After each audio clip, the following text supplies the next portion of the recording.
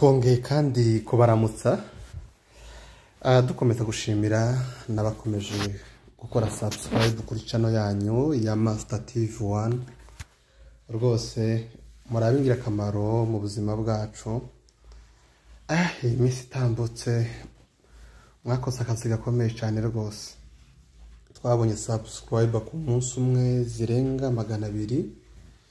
Iyo ni intambwe ikomeye cyane rwose, byerekana ko muri kumwe natwe intambwe ku yindi.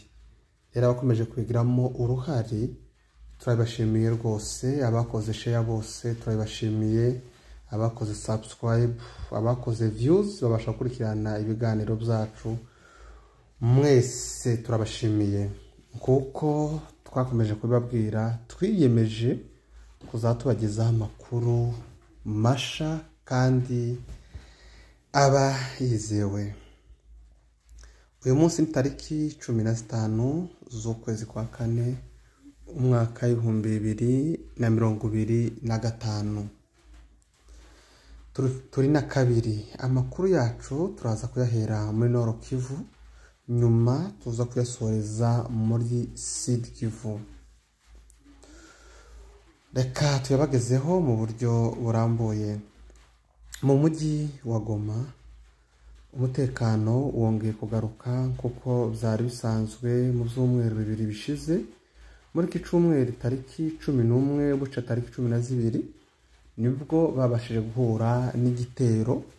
Mu itangazo umunyamakuru wa M23 Lawrence Kanyuka yasohoye, yavuze ko iki gitero bakigabweho n'ihuriro na coalition ya Kinshasa hamwe na Wazalendo kubw'ubufatanye na SADC.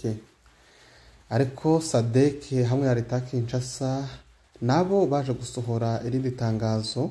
Ariko itariki 13 leta ya Kinshasa yasohoye itangazo ihakana ko ico gitero nta ruhare yakigizemo, ahubwo ibo bavuga ko ari imitwe ya M23 kubwo bufatanye na RDF kuko basanzwe babivuga, ngo bateguye kiriya gitero ngo ari gushaka bereke mu mahanga ngo yuko leta ya Kinshasa ngo itayubahiriza cessez-le-feu, kuko ubu nyine bari mu masezerano y'agahengwe kugira ngo ibiganiro biri mu kubera Doha bibe mu mwuka mwiza. Ndetse kandi bongeraho ko hari imitwe M23 yakoze gushaka ngo ibone ko yakwica abaturage. Ariko ibyo ngibyo nabyo M23 irabihakana, iki gitero igishinja coalition ya Kinshasa kugufatanye na SADC. SADC nayo ku minsi 13 y'ukwezi kwa 4 n'ubundi nayo yasohoye itangazo yamagana ibyo M23 yari yasohoye mu itangazo rya mbere, bashinja ko bakorana na Mai ndetse na leta ya Kinshasa kugaba igitero mu mujyi wa Goma. SADC yavuze ko ntaho ihuriye n'ico gitero ndetse nabumvisha amasasu kimwe n'abandi bose. Ahandi n'ubundi havugwa imigwano ni mu gace ka Masisi. Aho ngaho naho hakomeje kubera imirwano mu nkengero z'umujyi wa Masisi cyangwa se territoire ya Masisi. Imigwano ihuza M23 hamwe n'imitwe y'Abazalendo ku bufatanye bw'abasirikare ba leta y'u Burundi ndetse na leta ya Kinshasa. Kuko tubikesha umunyamakuru ndetse n'abaturage batuye muri ako gace, muri audio y'iminota 2 n'amasegonda 40, umuturage uturiye agace ka Remera yasohoye itangazo avuga ngo igitondo cy'uyu munsi aho harejo tariki 13, muri audio yavuze ko tariki 13 ngo ari bwo Abazalendo batatse hari defense ya M23, ndetse nko barafite imbunde ngo nshango za musada ngo zabasha kurasa kure, ngo ariko ngo umwanya mutoya ngo bumvishe za mbunde kuri uko ziceceka, ngo bibwira ko M23 yabashe guhunga byenda Abazalendo bakabigaruriye mu ikayabo. Ngo ariko siko byari bimeze, ngo byaje kwatungura mu mwanya muto cyane, ngo babona Abazalendo bagaruka ngo birukanka, ngo ndetse baje kumva ngo bumva n'amasasu menshi abakurikiye, ngo bigaragara ko imbunde ko bari bajanye za musada M23 yabashije kuzisigarana.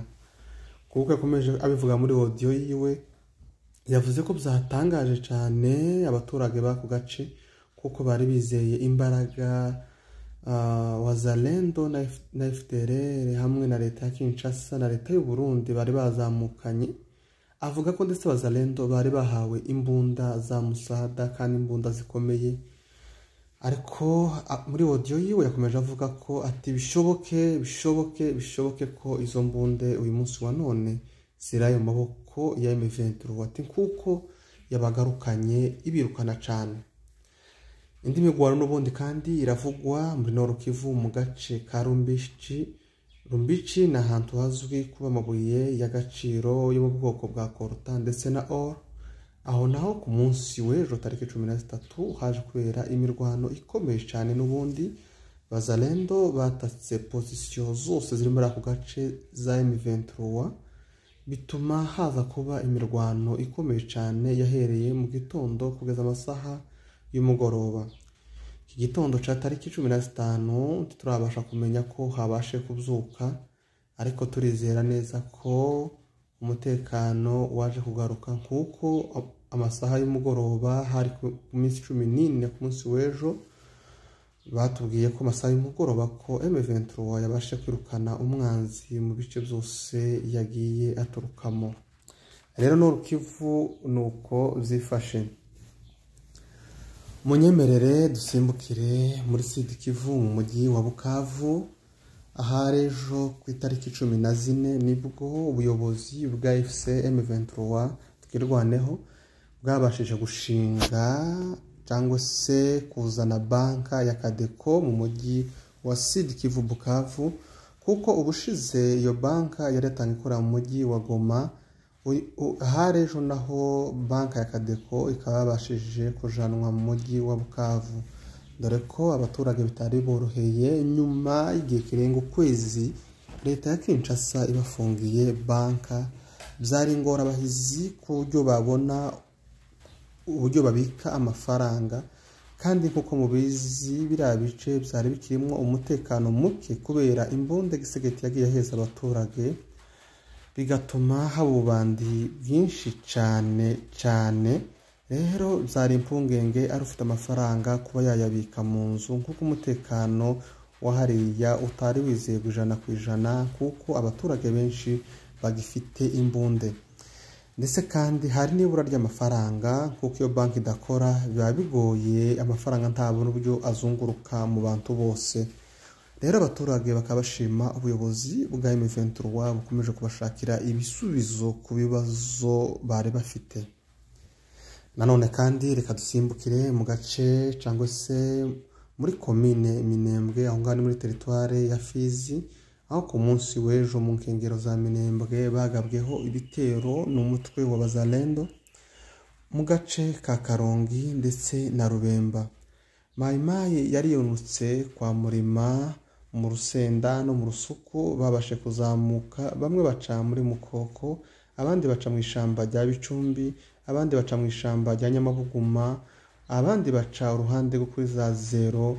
Bose babasha guhurira mu Irango cyangwa se ruguru y'imihana ya Karongi na Rubemba. Haje kuba imirwano yatwaye igihe cy'amasaha 2.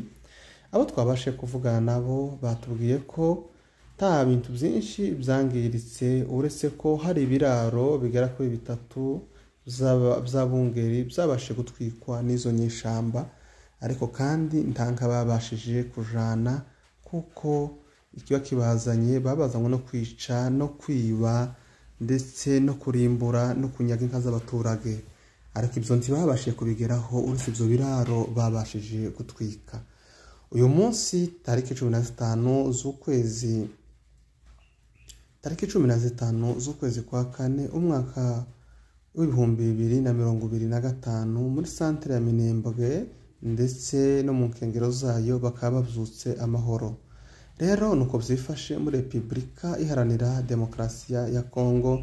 Mu mwanya turaza kubagezaho amakuru avugwa Kinshasa, ndetse turaza gusimbukira no mu gihugu cy'u Burundi. Murakoze cyane, mwari kumwe na Master. Turabasaba ko mwakora n'ubundi subscribe na share, ndetse munatanga na comment kugira ngo ibintu byacu, amakuru yacu muzomubasha kuyabonera ku mwanya ukwiriye, dore ko nta handi wasanga amakuru yizewe atari kuri Master TV 1. Tubifurije umunsi mwiza.